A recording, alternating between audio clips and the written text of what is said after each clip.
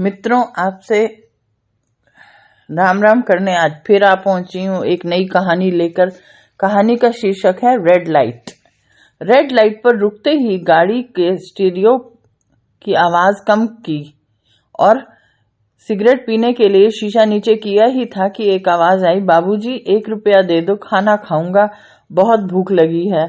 लगभग 15 रुपए की सिगरेट हाथ में पकड़े हुए बहुत उम्दा और तलब के मूड में मैं उसे जलाने ही वाला था कि अचानक आवाज से भंग हुआ।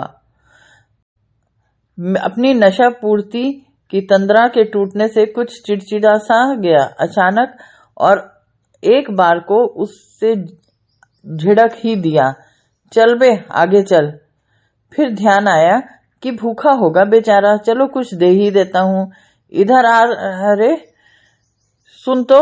जी बाबूजी, रुक, लेता जा। गाड़ी में इधर उधर पड़े पैसे ढूंढने लगा मैं। नोटों पर नजर गई। सबसे छोटा नोट 20 का दिखाई पड़ा। सोचा इतने पैसे से इस कंगाल के हाथ में देना ठीक नहीं होगा। फिर मैंने सिक्के में हाथ डाला। अचानक 10 रुपए का सिक्का हाथ लगा।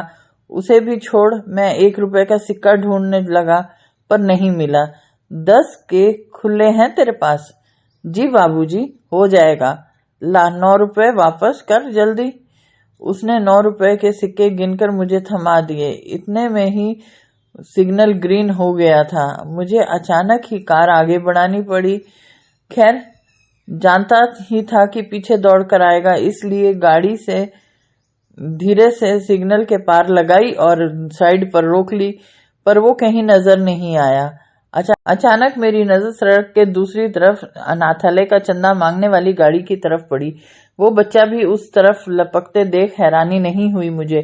शायद वो अब उसे कुछ मांगने गया हो। मैं वहीं खड़ा होकर देखने लगा और इंतजार करने लगा कि वो उस गाड़ी वाले से मांग कर इस तरफ वापस आएगा तो उसको 10 का नोट दे दूंगा। उस अनाथ आश्रम की गाड़ी वाले ने उससे कोई कागज दिया और वो लड़का अपने खुले पैसे उसे देकर चला गया। मुझे हैरानी हुई और जिज्ञासा भी। उसे 10 रुपए भी देने ही थे तो मैं सड़क पर पार करके दूसरी ओर चल दिया। ओ लड़के, सुन तो। अबे ओ। नहीं सुना उसने। ट्रैफिक के शोर में आगे निकल गया। इतने में मैं उस अनाथालय की गाड़ी तक पहुंच गया। मैंने उस गाड़ी वाले से पूछा कि आपने उस मांगने वाले लड़के को कागज पर क्या लिख कर दिया? वो रसीद थी साहब। किस चीज की? जो पैसे उसने हमें दिए थे उसकी। किस बात के पैसे दिए थे उसने आपको? कहता है कि मेरे माँ बाप ने मेरे छोटे भाई, नए जन्मे भाई को अनाथालय की चौखट पर छोड़ दिया था।